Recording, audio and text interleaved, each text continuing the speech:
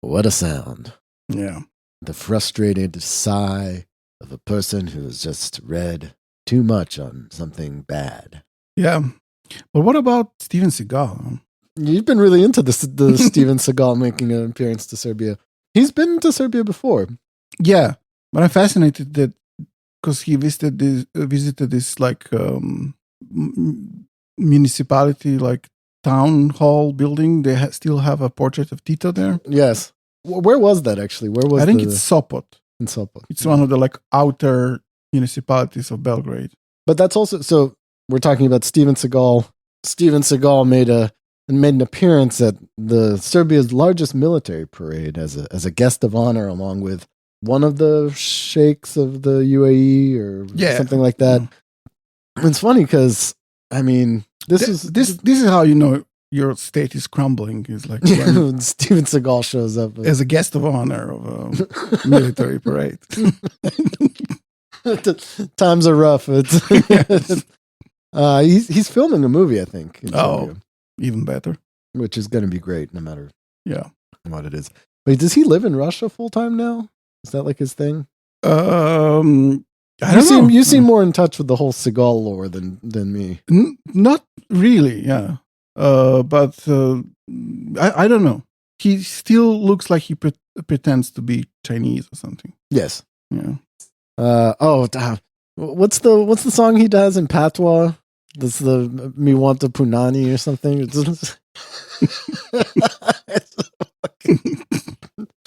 Yeah. It's kind of incredible how much Vučić lacks any sort of charisma whatsoever. He does. Like at all. It's incredible how successful politician he is, considering that. Yeah. He doesn't have any kind of natural charisma. He's terrible at giving speeches. He's just weird. Yes. And also, like, people never throughout his life liked him. He was always hated by people who knew him. Like, when he used to be in the Radical Party in the 90s and early 2000s, he was like a number 3 guy in the party, but he was always hated by everyone else.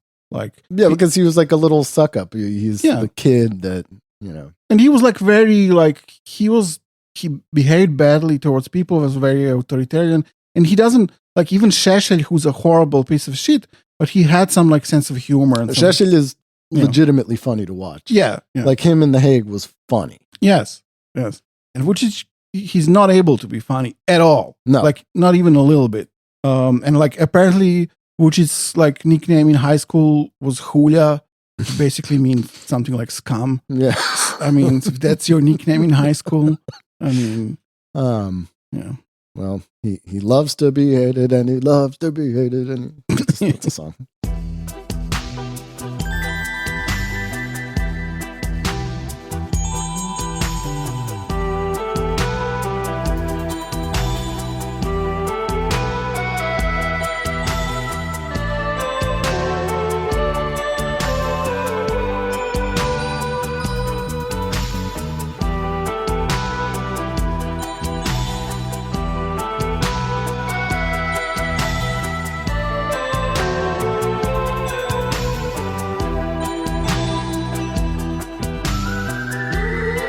Welcome back to The Empire Never Ended. This is not an episode about Steven Seagal or Vučić, but here we are.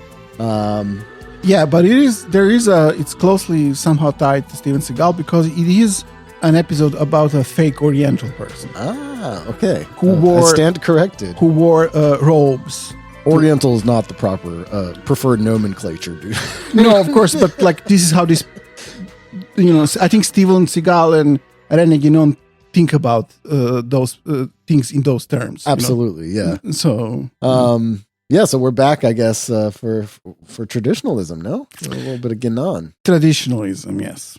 So I meant to, and I forgot to check in what episode number did we talk about Rene Guenon before.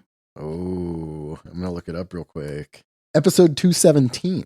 Okay, so in that episode, we sort of, in a detailed way, went through Rene Guénon's like central book, which is called The Crisis of the Modern World. Yeah. And so you should listen to that episode if you really want to know the details about what traditionalism is, as envisioned by Rene Guenon. But you should probably give us a quick summary. I will maybe a little bit later in this episode.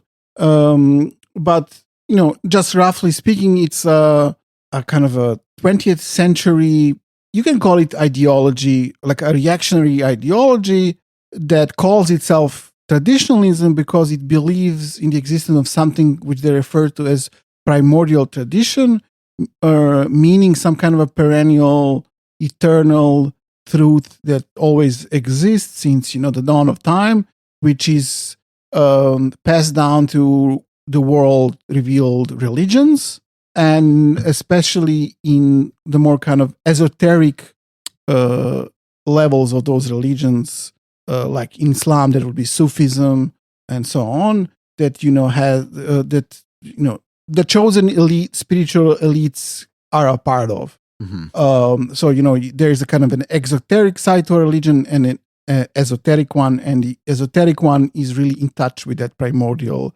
tradition, is the idea. But it's also like, I'll talk about that a little bit more later on. And the other kind of side to its own like kind of philosophy of history, which is very reactionary. So they believe that the world is getting bad, and that it's kind of it's the opposite of some kind of a progressivist view of history. You have certain ages that you need to go through. It's a cyclical view of history, and you go from a golden age through whatever, bronze, silver, and then the dark ages. But this is also where Guénon kind of borrowed extensively from like Hinduism and I mean, he South took Asian this traditions. whole view from his readings of Hinduism. Yeah. So the kind of the most kind of deviant, degenerate age is the so-called Kali Yuga, the Dark Age, which is the age that we live in. Which, by the way, is not just something like modernity or something like that. It is the whole recorded history that we know of is inside the Kali Yuga. Right. And that's, the characteristic of that age is that it's kind of everything is inverted in it. All the traditional values are inverted. So, from a very kind of reactionary point of view, everything is bad. And then, it will eventually end. And after it ends, a new golden age will start, where what that means that, everything will be proper again, and kind of proper hierarchies will be resurrected again, which for those people meant something like a caste system. Right. So we talked all about that thing, in those couple of episodes, starting with that one about. But thanks for the refresher, because it has been 2 years, I think, almost since that episode came out. So that's it's nice to get back into that mindset. Although we talked about Guénon, I mentioned Guénon recently when talking about Seraphim Rose. Yeah, because he was a big Guénonist. Yeah, it's kind of a surprisingly influential point of view for many fascist, post-fascist, reactionary types. And yeah. It's also interesting for somebody like Rose, who adheres to a tradition that believes it is the true path or whatever. Yeah. Orthodox Christianity or whatever, but yet this kind of Guénonian idea is more universal, right? It connects all world religions together in some way or another, right? Yeah. It's kind of it's really completely, I would say, fake whole movement. You don't say. Yeah. I mean, it's something that, like, the whole point of traditionalism is, it is traditionalism. So they are very pretentious in the sense that they want to define what tradition is for everyone else and say that everyone else is using that word incorrectly. The only proper way to use it is in this context. According to them, no one else is allowed to use the word. But then, you will see what they are throughout this and next two episodes. So for this episode and the two upcoming episodes, I'm using a book about the traditionalist movement written by Mark Sedgwick. It was published in 2004. called Against the Modern World, and the subtitle is Traditionalism and the Secret Intellectual History of the 20th Century. I read this book then, like 20 years ago, so I read it now. And I decided to do 3 episodes. The first one will be about the founder of the movement, Rene Guenon, and then I'll do 2 more later on. All right. By his 2 kind of main followers, Schuon on the one hand, about whom... Schuon? Yeah. Okay. We never talked about him. And Evola... I'd remember that name. Yeah. And Evola is the third one that we'll talk about. And who we did talk about. We did talk about, yeah. Probably also close to episode 217. Yeah. It's after 217, but I don't know which one off the top of my head. Yeah. So, René Jean-Marie Joseph Guénon is his full name. And he was born in 1886, died in 1951.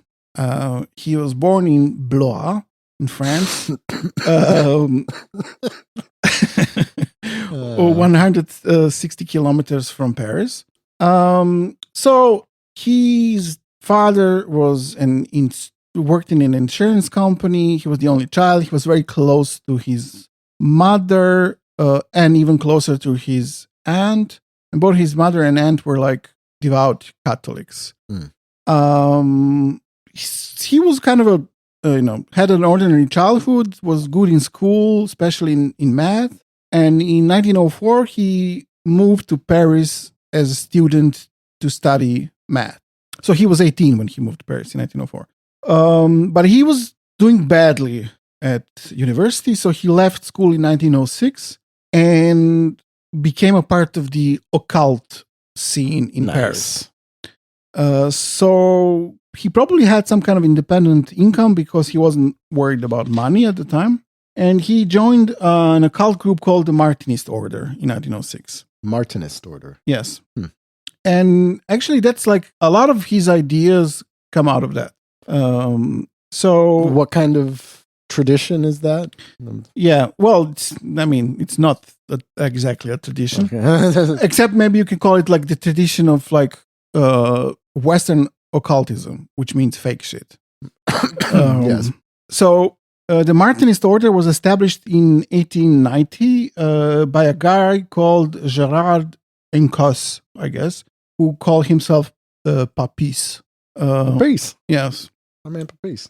So Encos or Papis was a central figure, according to Sedgwick at least, in the early development of traditionalism. That is a very kind of occult guy. So he was a medical doctor, a physician, and he was also a son of a practitioner of alternative medicine who wasn't, unlike him, an actual doctor. His father invented something which was called the Encos generator, named after him, which I don't know exactly what it was. So, like his father, Papis was into homeopathy, mesmerism, and such things. But unlike his father, he actually, studied medicine and became a doctor. So in 1887, Papis, while studying medicine, joined ISIS, which was the Paris Lodge of the Theosophical Society. Oh, okay. So both Papis and Guénon really, the roots of their kind of perennialism. So perennialism is another name for traditionalism in this sense that Guénon uses it, but the one that's not specifically tied to Guénon's specific view of it. Like everything that I tried to describe. Because perennialism, of course, was not this idea that there is some kind of a perennial philosophy, meaning this primordial tradition as some kind of an essence, some eternal truth that is contained in the world religions and so on, is an older idea than Rene Guenon. Sure. It was especially popular during the Renaissance. So it also as an idea existed inside of Theosophical Society. And so really kind of people like Papis or Guénon learned about it from Theosophical influences. So something a little bit about the Theosophical Society. We should at some point talk about it in more detail. Yeah, we really should because it comes up all the time. Yeah. So Theosophical Society was what you would call a new religious movement, which most people call just like a sect. So it was established in New York City in 1875 by a respected lawyer and a journalist and also a colonel called Henry Olcott. The idea that Olcott had when he established the Theosophical Society is for it to serve the purpose of researching comparative religion, let's say, and find this ancient wisdom, which would be, the source of all religions. Olcott thought that this perennial philosophy can be found in the Vedas, in Vedanta, and also in the books of Hermes, like the Corpus Hermeticum, which also was very popular in Renaissance as the source for this idea of this perennial philosophy. Olcott also had the idea, which would later Guénon inherit, and that this eternal wisdom is somehow that it somehow survived in Freemasonry, at least in some form. So a lot of these people had the idea that there is some kind of a profane Freemasonry that kind of forgot its esoteric occult roots, and that there is still this kernel of like this truth surviving in some forms of Freemasonry. Sorry, did you just skip over Helena Blavatsky? No, I mean, okay. I will mention her. All right. She will come in soon. I'm just talking about this guy who founded actually the Theosophical Society before she joined. She joins very soon and then takes it over. For example, one of these kind of more esoteric Freemasons, according to these people, was a guy called Louis Claude de Saint-Martin. And Papis actually named his group, the Martinist Order, after this guy, who was this kind of more occult Freemason, according to them. But a lot of people had similar views before them. For example, the kind of arch-reactionary Joseph de Maistre, the critic of the French Revolution, monarchist and so on, who was also a Freemason, also had similar views about the kind of esoteric essence of Freemasonry and so on. So Olcott combined these ideas with this interest in Vedanta, which was also not his invention. Interest in Vedanta existed before him.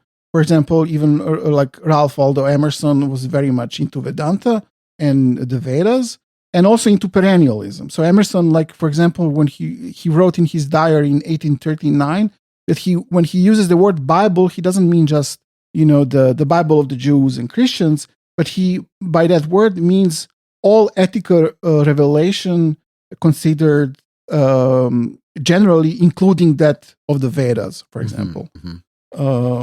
So, these kind of trends existed for a long time. Yeah, I mean, this is also when people in Europe were starting to kind of discover, the Vedas and stuff like that. And yes. Of course, it became very popular.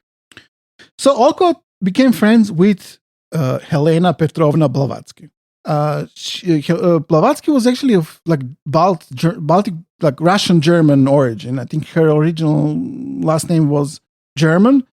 She married like a Russian upper-class guy who was, I think, a vice governor of Yerevan, and she claimed that she was a baroness by birth. She left her husband and then arrived to New York in 1873 after having many adventures, which included running a spiritist society in Egypt and being charged with fraud. So Olcott met her and, according to the story, fell under her spell.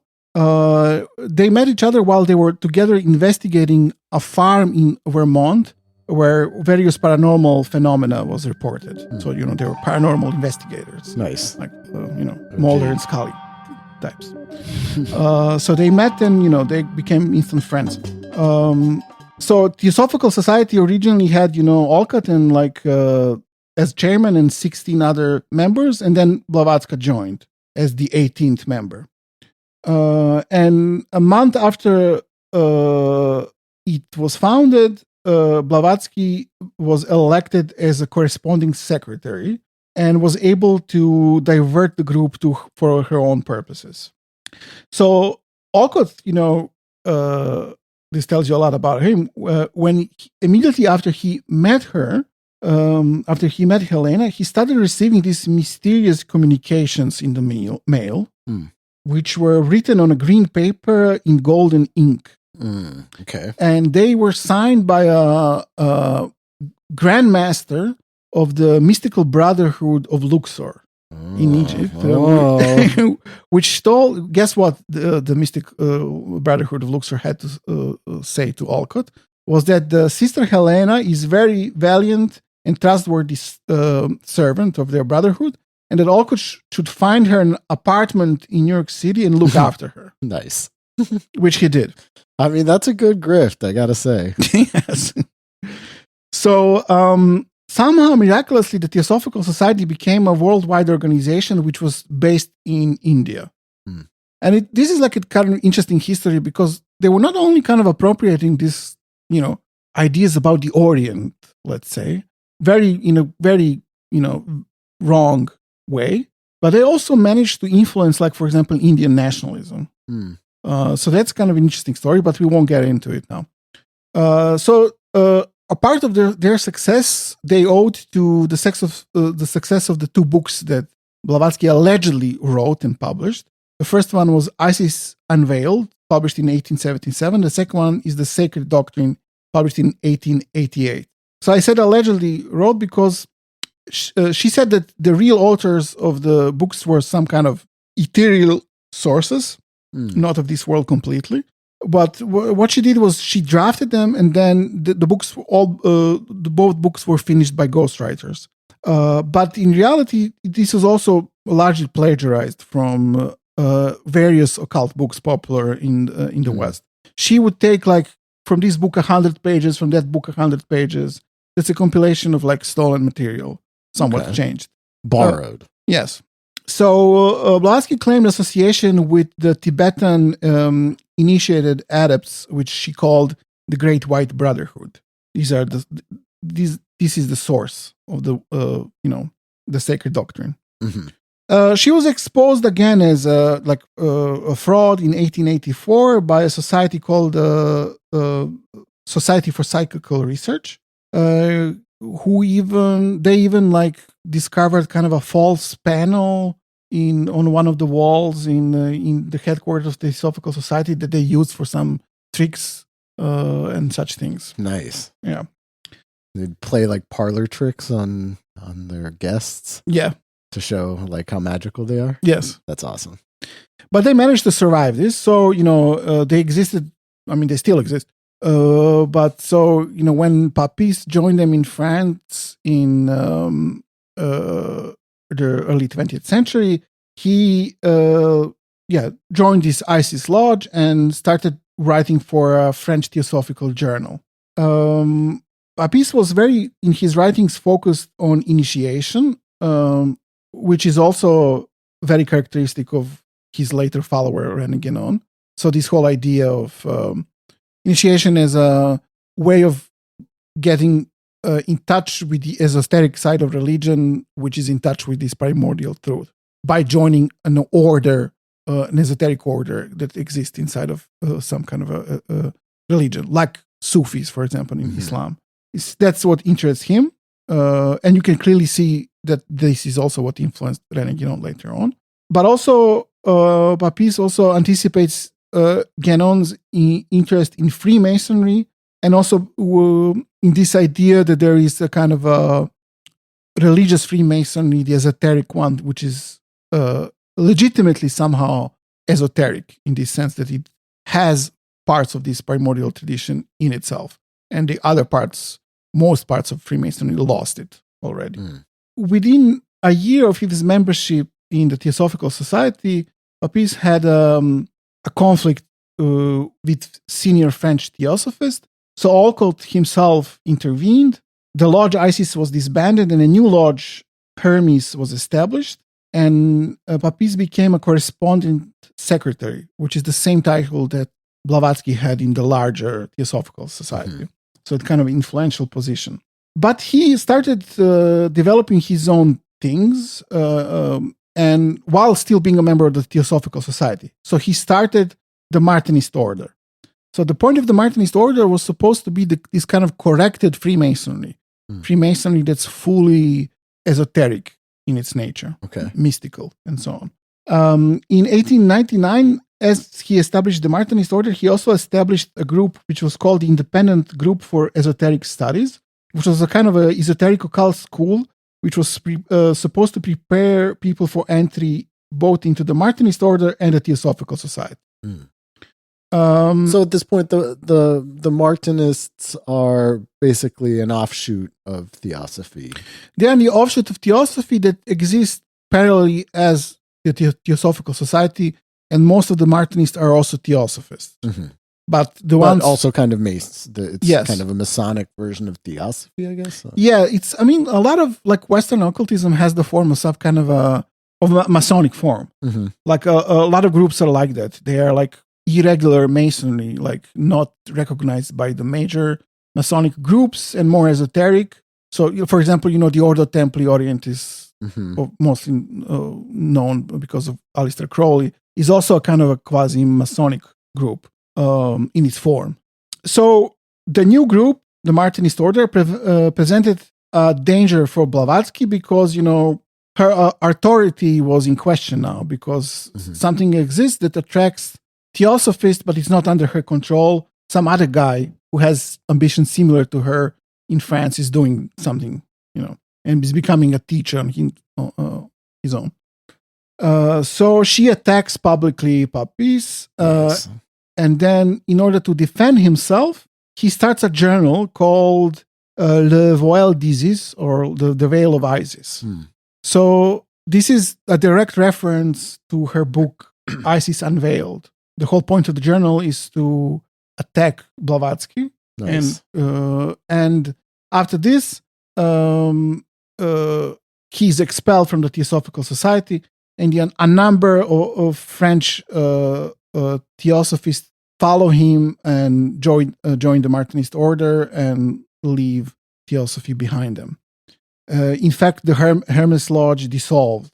And by 1900, the Martinist order is a new success in the occult market, and they have allegedly 100 lodges and exist in the United States and in Russia as well. Oh, wow. Yeah. By the way, this is then? At this point, they had 100 lodges? By 1900. By 1900. According to Mark Sedgwick. Yeah. So I'm not sure if they exist now. I think they kind of went away. Or maybe in some form they exist.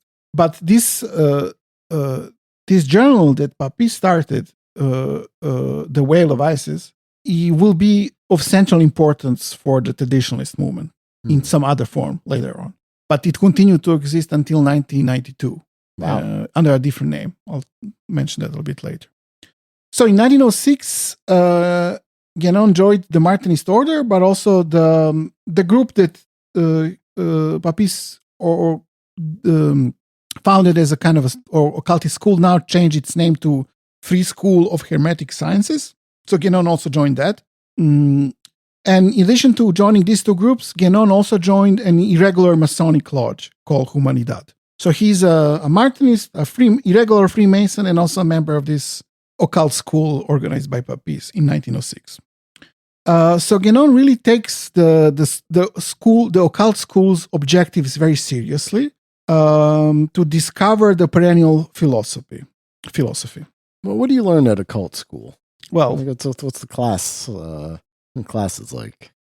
Well, they read occult books. That there were many, at that time, and they this is what they called research, I guess. And some of them did try to learn other languages, meet people with similar interests who traveled and tell them about, weird groups that they encountered while traveling around the world and such things. They also do lectures and so on. Like Rene Guenon, he read a lot, and kind of had a kind of his own way of researching things that kind of seems very serious. He was not recognized as an academic, even though he tried to. But he uses references and so on. But the criteria for his research is very dubious, as you will see. What is the one for Freemason order, I think, where they all jack off together. I don't know this. It's like some sort of Scottish thing. They might not be Masons. It's some sort of weird like secret society from back in the day. I don't know. It's where I got the idea of the Chantavia. It's not the Skull and Bones or something like that. It's not. It's in Scotland. I know that, or it's a Scottish thing. Well, one of the main Masonic groups is called the Scottish Rite. Yeah, but I don't think it's the Scottish Rite. This is, although I guess it was pretty mainstream. I don't know. I have to get back to you on that. Okay. Think it's hot here under this light. It's hot here in general because we closed all the windows. All the windows closed. Yeah, these are not ideal conditions under this light and with the mic that I cannot move. But okay, this is how you're forced to toil on the podcast. Yeah. So they believed, in this eternal light, the essence of all the religions, which was transmitted by Hermes from, ancient Egypt, and is the source of initiation, which is also something believed by Theosophists. And they combined this with their research into, how they saw the Indian tradition. So Guénon immersed himself into the study of Hinduism. And his search for initiation led to his conflict with Papis now. So first, Papis was in conflict with Blavatsky, and now Guénon is in conflict with him. So this is something interesting about Guénon's history. So during a seance, so he was also a spiritist, like Guénon was. In 1908, Jacques de Molay, the Grand Master of the Templars from the 13th and the 14th century, communicated something to Rene Guenon. Okay. And he gave Rene Guenon the instructions for proper initiation. And this is going to be, okay. Yeah, and this is a problem for many occultists because they don't have like a living tradition which they can, become a part of, which is kind of an esoteric occult tradition. So they have to invent things all the time, like how to, be a proper initiate and not be a Muslim or something like that. Mm-hmm. So Guénon now, according to these instructions that this dead guy gave him, he reestablishes the Templars. Okay. This is a neo-Templar organization that Guénon starts called the Order of the Temple, Renewed Order of the Temple. With other 5 guys who are all Martinists. So kind of the history repeats itself. He doesn't leave the Martinist order, and with some other members of that group starts a new group that kind of centers himself. But also he did a big no-no for all of these groups, as we know. He took the mailing list of the Martinist order. Okay, sorry, I did remember. It is called the Beggar's Benison, which is a Scottish gentleman's club. Yes, it was founded in the 1700s, and they jacked off together. Yeah. Well, I don't know if the Templars did that as well, but it's quite possible. I mean, usually it's usually all the same things with these people. So Papis got mad and expelled them from the Martinist order. But the Templars were not the new, Theosophical Society. They disbanded quickly. By 1911, Guénon's Templars were gone already. And Guénon didn't want to talk about them later on. He was embarrassed by the whole ordeal. Ooh. Yeah. He avoided discussing it. So I'm just going to mention quickly now something that's kind of outside of the main narrative of this episode. There was another guy who was kind of also, by some people, counted as one of the founders of the Traditionalist school. I don't want to talk about him much. I just want to mention him. Is a guy called Ananda Coomaraswamy. Okay. He's well known because he was like a historian of art and wrote a lot of books about Indian art and so on. And he was actually a curator of the Department of Indian Art at the Boston Museum of Fine Arts. So he was like had a Tamil father and was born in Ceylon, but when he was 2, he moved to England. And Ceylon being Sri Lanka. Sri Lanka, yeah. And his father was like a first Indian to become an English barrister, and was even knighted in 1874. So Coomaraswamy had was quite rich, was a part of kind of the British establishment and had a good education and so on. But then when he was older, he started supporting Sri Lankan nationalism and such things, but also turned to study of art, and was apparently a part of, occult circles in England. His wife actually had an affair with Aleister Crowley, so they divorced. He moved to United States, but he corresponded with Rene Guenon and contributed to the founding of what we now call the Traditionalist movement. Interesting. Okay. His son actually was also a Traditionalist, but interestingly, I forget now his name. The last name is Sam Kumarasamy, but I forgot I think he's Rama Kumarasamy. He's interesting because he was he converted to Catholicism, and he was kind of a traditionalist in a Guénonian sense, but also a trad cat. Okay. Which I don't know how that goes together. I mean, it's the same thing with, like I said in the beginning with Seraphim Rose, right? Yes, how do you do both of these things at the same time? It's odd. Yeah. So in 1909, Guénon joins another occult group. This one is called the Universal Gnostic Church. So in the context of this occult group that calls itself Gnostic, Guénon mentions another important guy for his own development called Count de Pouvoirville, let's say. Okay. So this guy he says that he's a Taoist. Okay. So the Tauist Count is kind of an interesting guy, but not in a good way. In the context of this group, Guénon also starts his first occult journal called La Gnose. And the church, the so-called church, was established in 1888, and it took its rights adapted from the Cathars, allegedly. And also got allegedly some consecration from 3 Cathar bishops. I don't know what Cathar bishops would be at that time, except some other cultists, but also allegedly from an actual Catholic bishop in Utrecht when they established the church. And the guy who led this church called himself Patriarch Valentin II. Okay. I love a good fake patriarch. It's a theme on our show. Yes. So these Gnostics were also part of the same circles as Theosophists and Martinists. So a lot of Theosophists and Martinists actually joined this church, including Papis. So in 1891, this was concerning enough for the Catholic Church, so they officially condemned the revived Gnostic heresy. Nice. And also put books written by Papis on the index of prohibited books by the church. Well, that's one way to make it. Yeah. So Patriarch Valentin II had a vision in 1894, and he renounced Gnosticism and returned to Roman Catholicism. And he even wrote a book condemning Gnosticism, Martinism, Freemasonry as the devil's work. So there was a genre of these kind of books at that time. So, I mean, I guess presumably, these movements are big enough to attract the actual buyer, the real, the Roman Catholic Church. Yeah. So what are we talking like in terms of their international?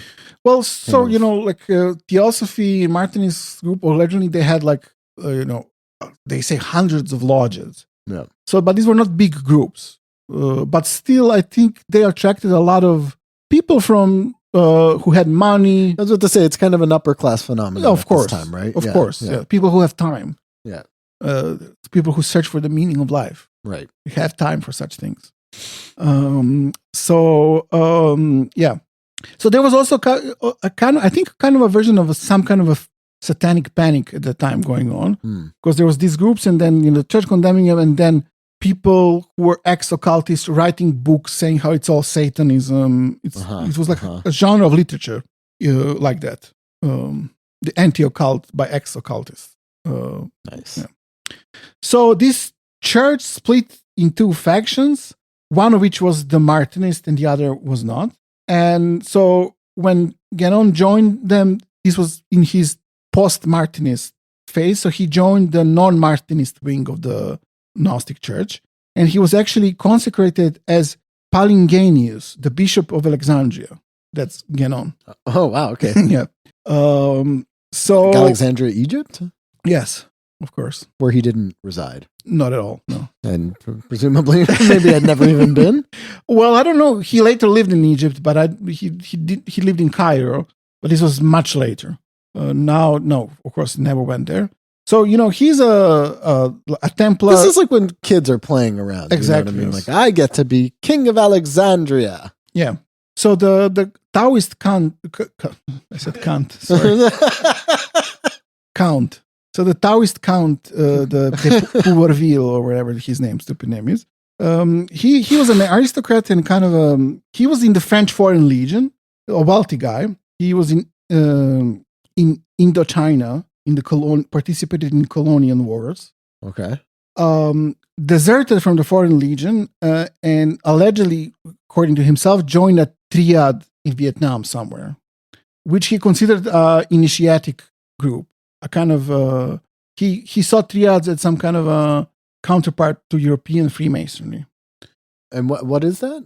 Oh, triads, like triads. sorry, sorry. like yeah, like organized crime. Well, he saw it as a initiatic mystical group. Yeah. Yeah, I mean, I guess. So he was saved by his influential father from the consequences of deserting from the Foreign Legion, and he actually got a job because he learned Vietnamese. He got a job in the Ministry of Foreign Affairs and had some special duties for them. He came back to France and published a book which condemned French colonialism. But he would change his mind later on. I mean, at least somewhat. I mean, he's a bad guy. He worked as a journalist and a writer in Paris from 1894 to 1911 and started publishing books. He published in average like a book per year, initially on Chinese art and history and so on. But he became a member or kind of influential member of French colonial institutions, and he even became a president of the Foreign Legion Veterans Association. I guess they forgot that he was a deserter. Or he was just connected enough that it didn't matter. Yeah. He became a part of the occult scene, of course, wrote a lot about spiritual subjects, became connected with Papis, but then broke relations with him. He was an anti-Catholic perennialist. Okay. And in 1910, Guénon calls this guy the originator of the idea of primordial tradition, which is wrong. But still, he claims that this kind of occult guy is the originator of that idea. But so de Pourville becomes a sort of a paranoid about Asians, and he thinks that the West is under the threat of the yellow peril or something like that. He wants to defend the white race against them. This was partially like such things in his case and in others were influenced by the Russo-Japanese War of 1905 when Russia was humiliated by Japan, and this was like alarming for a lot. This is a very important event in world history at the time because it was Japan beat a major European power. Yeah, and then people were freaking out about that. Yeah. So this guy, the alleged Taoist member of a triad who hates Asian people, he had this the idea of a twofold way how the white race will be saved. Okay. So one is a Franco-German alliance, and he even established a bilingual monthly journal for this end. And the other was Western control of Chinese philosophical and sociological resources. So this is kind of interesting. Sedgwick doesn't really explain much, but I think it's implied, and it makes sense to me that this also kind of influenced Guénon's approach to. But what do you mean by that? Did he think that there was like a Pope of China or something, and that you install your guy, and then he directs all the? Well, I will talk about it in a few minutes, I think. So I'll try to explain what I mean by that. He also thought that opium is also a resource that should be used. He liked to smoke it himself. He got Guénon to smoke it as well, and also allegedly the Ministry of Colonies in France. So they were all fucking doped out of their mind. Yeah. So in 1912, in addition to all of this, Guénon also joins a regular Masonic lodge. He also gets married to a woman called Bert Lurie, who was this is Guénon now. We're back to our main guy. His wife is an assistant school teacher, and at this time, after this kind of intensely occult phase of Guénon, he becomes like a regular middle class, lower middle class. He had money problems all the time, but person who seems to be like an observant Catholic to most people. He also gave up smoking opium and hash. And they had a Catholic ceremony when they married and so on. So in 1917, I think he was asked to become the new patriarch of the Gnostic Church, but he refused. He was over that. I don't do that anymore, okay? Yeah. I dropped that when I stopped doing opium. And the First World War was kind of the end of the Martinist order, according to Sedgwick, because Apis was mobilized and died in 1916. Oopsie. They had a new master who also died in 1918, and then they split into several factions and kind of declined. I don't know why that's funny to me. These major occult leaders just being fucking part of some human wave attack, the most senseless thing ever, just being cut down by machine guns. Yes. Some field in France. Well, so the whole experience of the First World War was kind of, like to everyone who went through it, extremely traumatizing for all of them. Yep. And, we also mentioned that it had a role in the founding of the Eurasianist movement in Russia emigre circles, the whole experience of the First World War and the October Revolution. Yeah. And this is the case with traditionalism as well, because many of these people lost any faith in modernity. And to them, fair. Yes. Again, if all of your, esoteric buddies did die these horrible deaths and, gassed and sure. It's completely it was objectively apocalyptic. Yeah, absolutely. But it created favorable conditions for the development of traditionalism, Oh, great. Yes. And fascism and so on. So in 1921, Guénon publishes his first book, which is called A General Introduction to the Study of Hindu Doctrines. So this text was previously rejected as a doctoral thesis by a distinguished French Indologist called Sylvain Lévy. So Lévy objected to this text because Guénon didn't use standard scholarly methods and would just leave out anything that didn't fit into his theory. According to Lévy, Guénon falsely believed that Hinduism can be reduced to Vedanta. He wanted to make things kind of easy, compact, and also comparable to monotheistic religion. Sure. Another objection that Lévy had to Guénon was that Guénon was too much ready to believe in a mystical transmission of a primal truth that appeared to humanity in the first ages of the world. In 1924, Guénon publishes a book called East and West, or Orient and Occident. And this was now a call for saving the West from collapse by means of Oriental tradition. So this is what I meant, that how he was influenced by that guy who wanted to appropriate Eastern spirituality in order to save the West. Right. I think that's also kind of a part of traditionalism, although it's not always clearly stated. So Guénon claims what is needed was an intellectual elite, a spiritual elite, which will be able to receive traditional teaching from the East because it's lost. Esoteric wisdom is lost. He's disappointed in his occult esoteric experiences. It's lost in the West. You should take it from the East but assimilate it into the West somehow.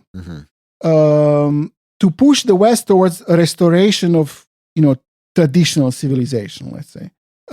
Unless you are able to find surviving Western forms of true esotericism, but, Guénon never completely gave up on that idea that maybe you will be able to find something still surviving. He had, until the end, some kind of faith in Freemasonry. And that form, because not all of his followers wanted to become Muslims. So to the ones who didn't want to, he recommended Freemasonry. And there are like Masonic lodges in France specifically and other places who were started by traditionalist followers of Guénon for this purpose, to have a kind of a traditionalist initiation in a Christian context. Mm-hmm, mm-hmm. So first you would need to start forming small study groups, and then out of this kind of spiritual elite would grow that will be able to renew this tradition by assimilating Eastern philosophy in the West, or by doing research and finding some authentic esoteric tradition in the West. What do they consider the West here? Europe? Yeah. Because, you have like these weird, you have interesting like syncretic religions in the Americas, I guess probably weren't that interested in like candomblé or something. No, they are like, okay, there will be, in the next episode, I will talk about some traditionalist ideas about like Native American spirituality, but they're talking about white people here, and they are also allegedly very much against syncretism. Ah, okay. That's a big no-no. Okay. So they have an idea about themselves. They are not syncretic. Uh-huh. So you need to be like an orthodox follower of a particular religion. Like if you are a Sufi, you need to be an observant Muslim. Mm-hmm. And so the idea is that like the exoteric should also be completely followed and appreciated. And in that context, you should become an initiate of a specific strand. I see. So, and you should, but in theory, they are very syncretic. Right. Okay, I will talk about it very soon. So you need to start forming these study groups in order to research all of this that needs to be researched, but they need to be secret because it's like a dangerous thing to do. Mm-hmm. Because as Guénon said, there are unsuspected low powers that will want to attack and destroy you. And this is what he has in mind here actually is kind of theosophy and similar groups that he starts to develop this idea that they are counter-initiatic groups. So he developed this idea of counter-initiation because everything is reversed and inverted in Kali Yuga, so is initiation. Okay. And these like occult groups are actually counter-initiate. They will take you further away from primordial truth. I see. Yeah. And they are dangerous and they want to destroy someone who is, dedicated to actual restoring primordial tradition. So in this period, Guénon makes some kind of an alliance with some Catholics who are like, it's a kind of an anti-secular, anti-modernist alliance. So there was a Catholic institute, probably there still is in Paris, which was an anti-secular institution founded when the church was separated from the state. So they, you couldn't study like Catholic theology at this secular school. So they have their own institution. So Guénon attends lectures there and also gives his own lectures there. His books and some texts in this period were published by some help and lobbying from his new kind of Catholic friends at this time. And a lot, it's probably that in these early days, this is now like after the war in like early 20s, and that some of these people saw him as a Catholic at that time. Mm-hmm. Guénon also returned to university in 1915. He got an equivalent to a BA degree in philosophy, and he taught philosophy in a school in Algeria in 1917 in 1918, and then got a job in France at a Catholic school for girls in 1922. But after his books were actually published, Catholics kind of cut ties with him because it was obvious to them that he's into some strange things for them. So one of his Catholic collaborators was also kind of a strange Catholic, but kind of occult guy called, whom Guénon met in 1925, called Louis Charbonnet-Lassalle. This was an ultra-Catholic antiquarian who studied Christian symbolism. And they were affiliated both with some journal, and Guénon wrote text about the legend of the Holy Grail for that journal, which was affiliated with this Catholic guy. He also had this idea that he wants to restore some kind of a Christian Freemasonry and fight against the anti-Christian Freemasonry. And had hopes, this Charbonnet-Lassalle guy, had hopes for a revival of the sacred science inside the Catholic Church. And thought this is needed for the Catholic Church to for it not to be overthrown. This is also probably this fear of the East, and the East is superior not only militarily, like shown in the Russo-Japanese War, but also they have a living tradition, which is for these people something like esoteric tradition, which is essential for these people. Right. So this guy is not open for Asian religions, so he's kind of anxious about finding and reviving this esoteric tradition in the West. Okay.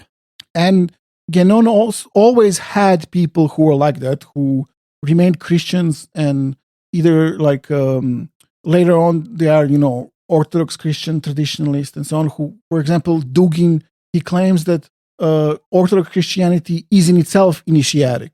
Mm-hmm. That if you're an Orthodox Christian, you don't need to join some specific order or something like that. You are already initiated. Interesting. And such things. So there are different ideas about how this is applied. Guénon specifically didn't think that about Orthodox Christianity. Why? I don't know. He didn't. One of his followers visited like a monastery in Mount Athos and told him about hesychasm and so on. But Guénon was not impressed and said, "You should become a Sufi." That's nothing. Something like that. Okay. Yeah. He was committed. Yeah. At that point, was he going to switch it up now? So in the 1920s, so that old journal, the Whale of Isis that I mentioned before, which was started by the former master of Guénon, Papis, in order to attack Blavatsky. He was actually, the journal was actually owned by some two brothers who were like well-known publishers of occult literature. They would publish like hundreds of books, occult books, and because the Martinist order was gone, this journal still existed, and they actually made a deal for Guénon to become the editor of this journal.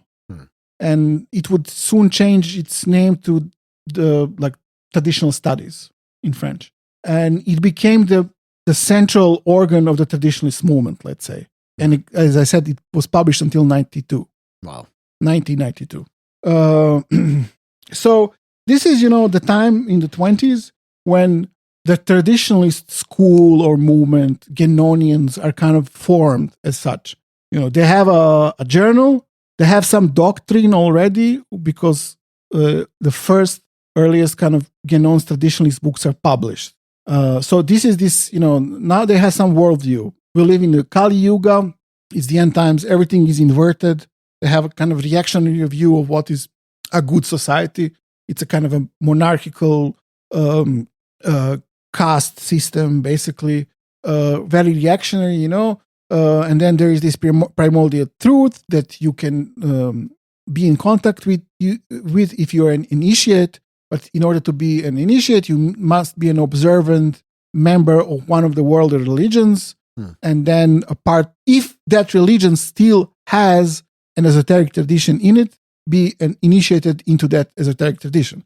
The problem was that in the West, although you have the Catholic Church, which is like a proper, to some extent, exoteric religion, like the outer layer, although of course they were completely anti-modernist against all the reforms and so on, it lost its inner esoteric core.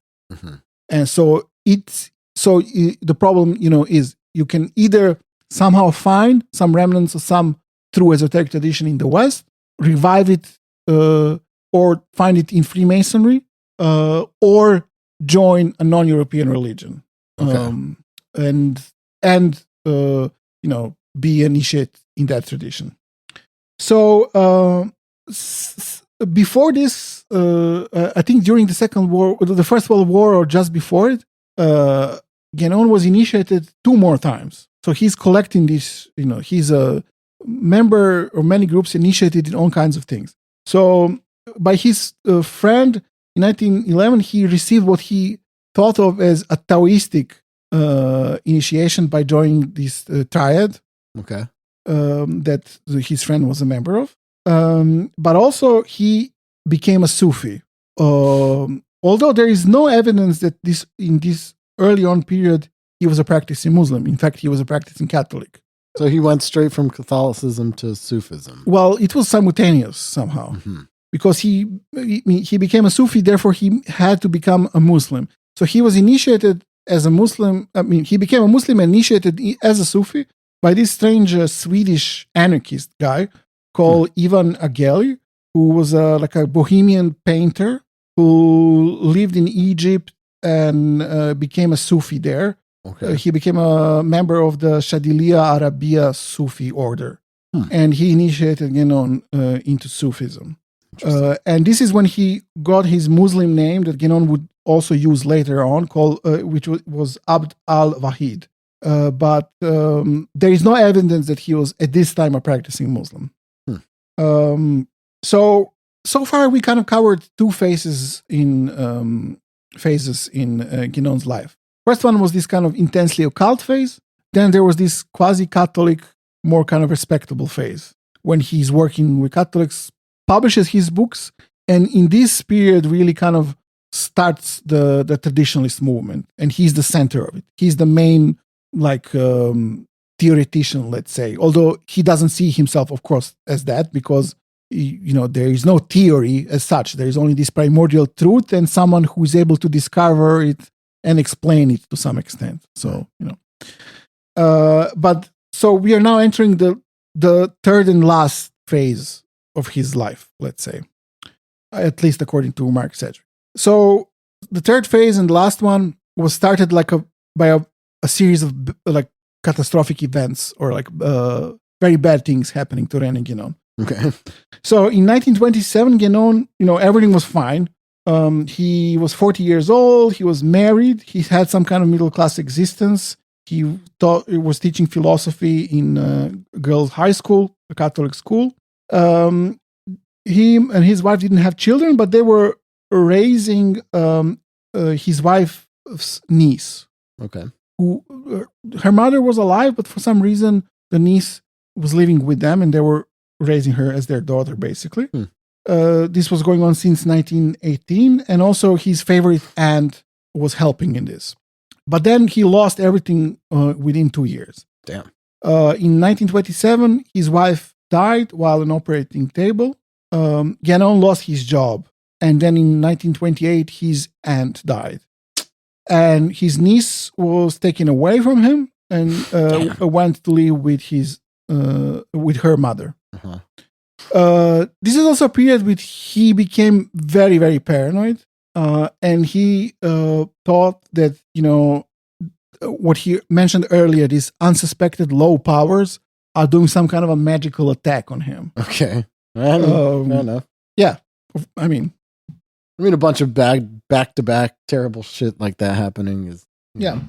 And he already before that thought that it's dangerous to do what he does, Right. He was already kind of paranoid. They thought that these people are evil and want to destroy their counter-initiatic organizations who want to destroy a true one and so on.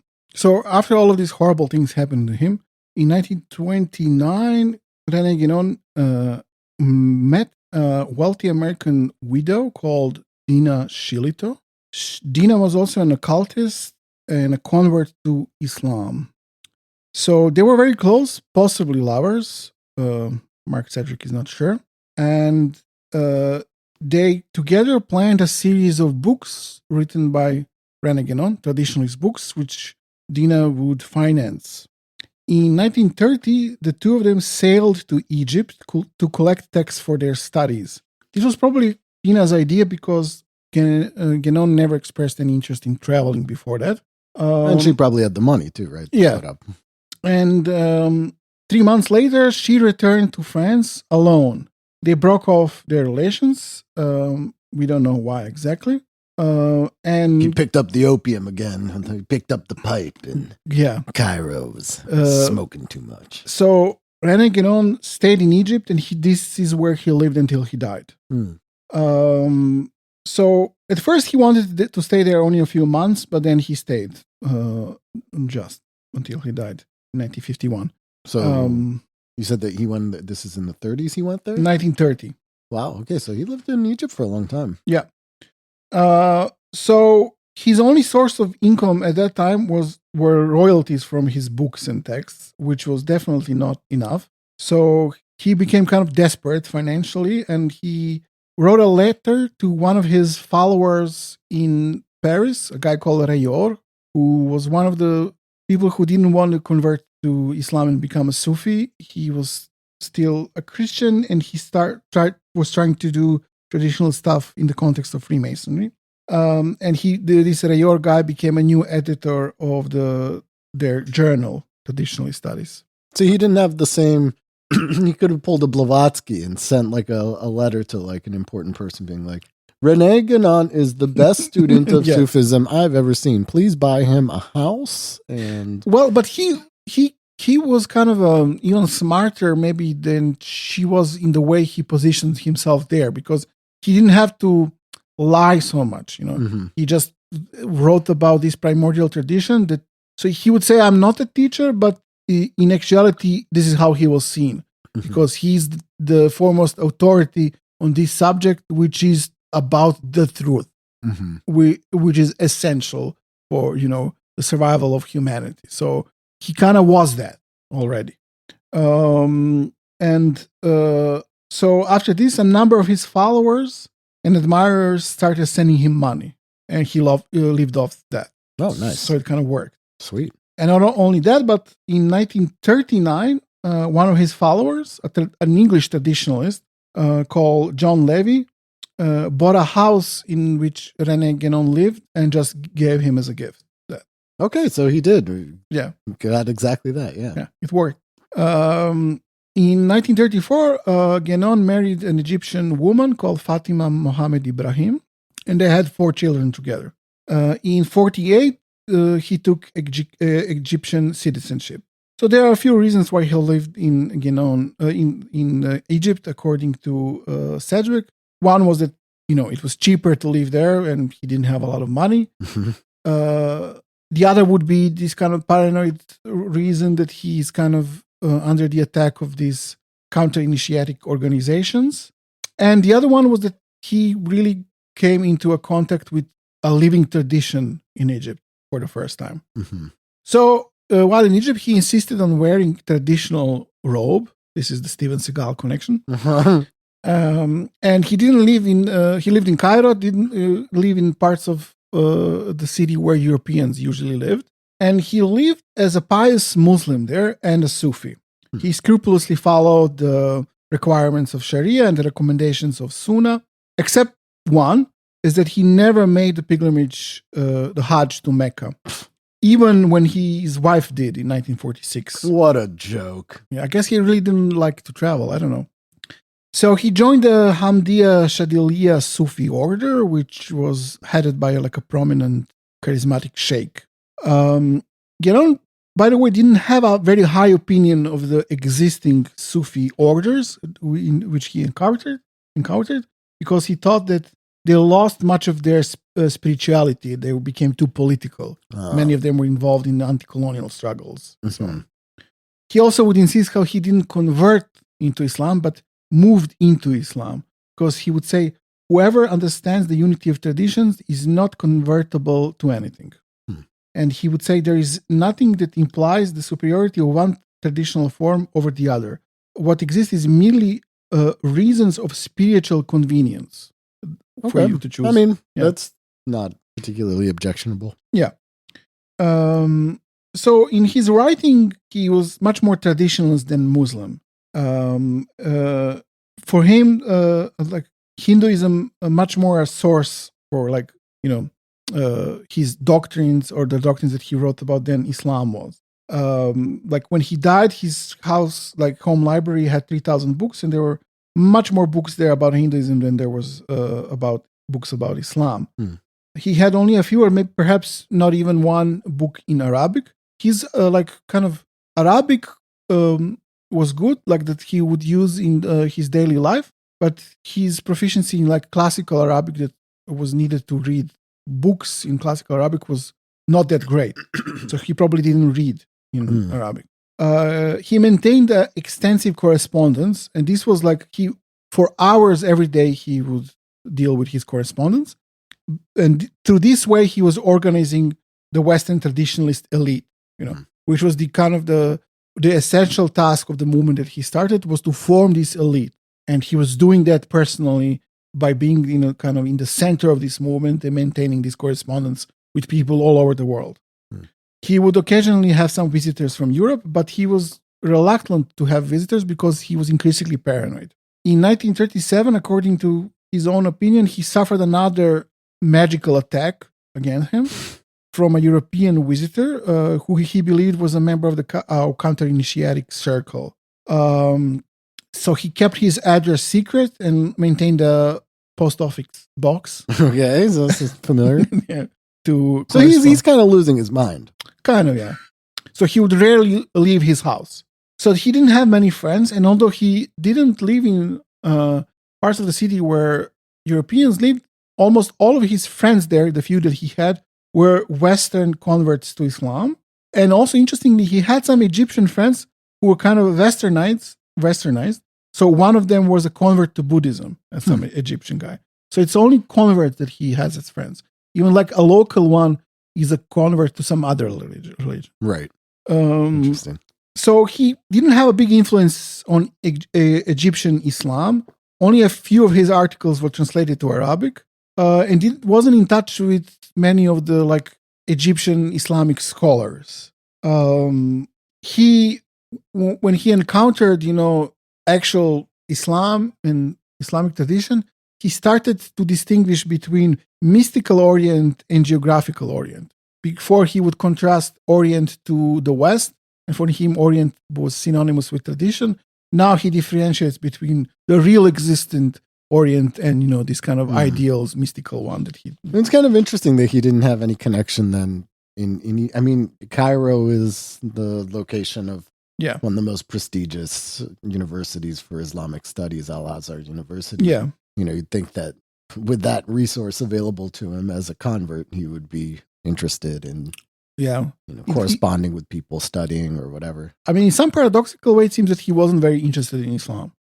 He was interested in being an initiate, and so he converted and was observant because he thought this is needed, which also was probably something that was, kind of a consequence of his previous occult life, that he probably was kind of remorseful about or kind of scared of those people.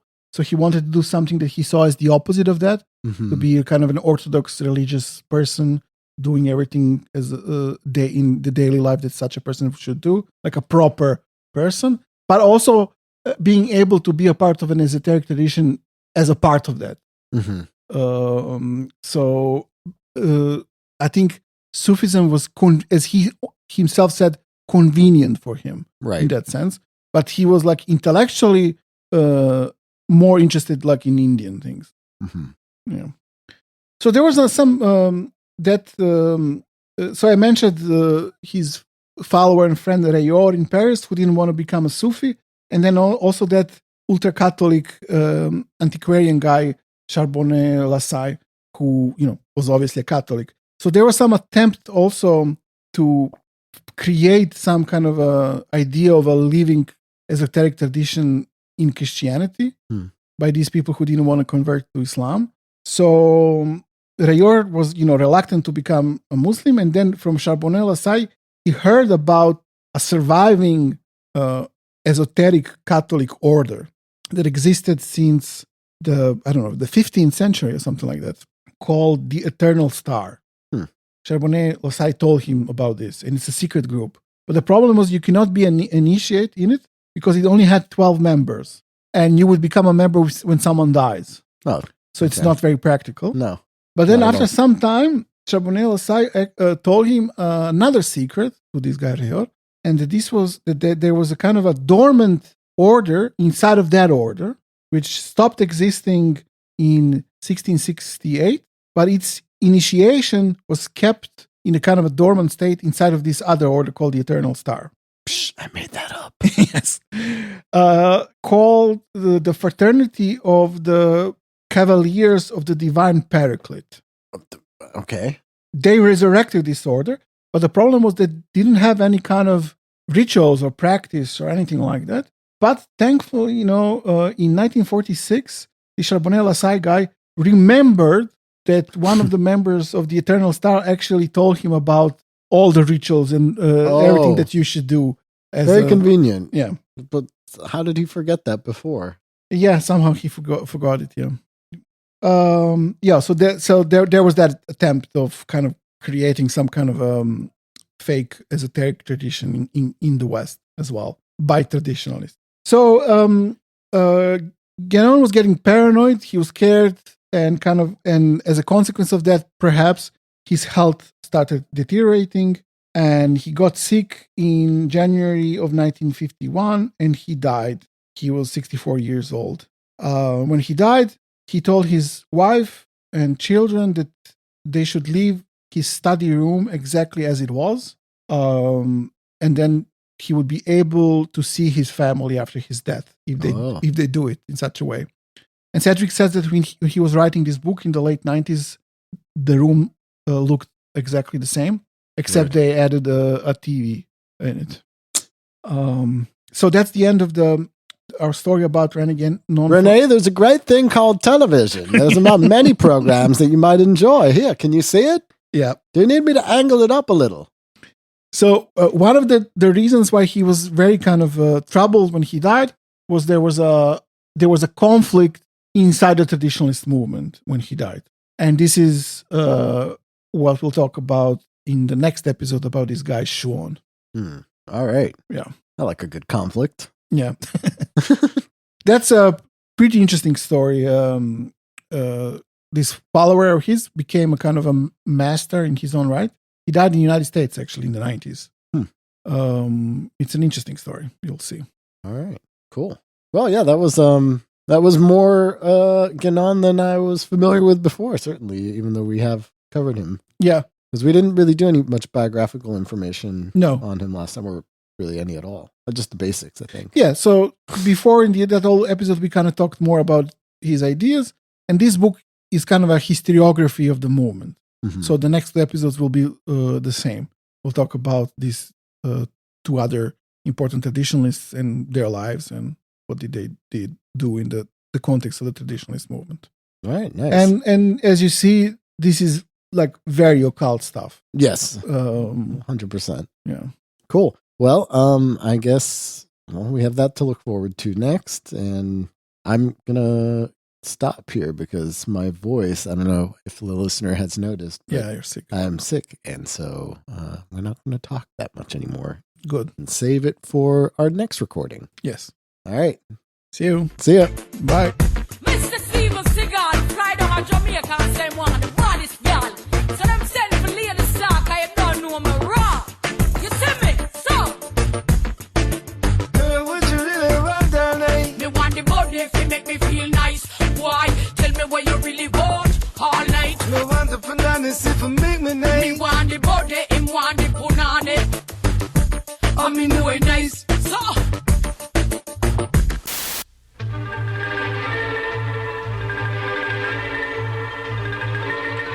Ray here.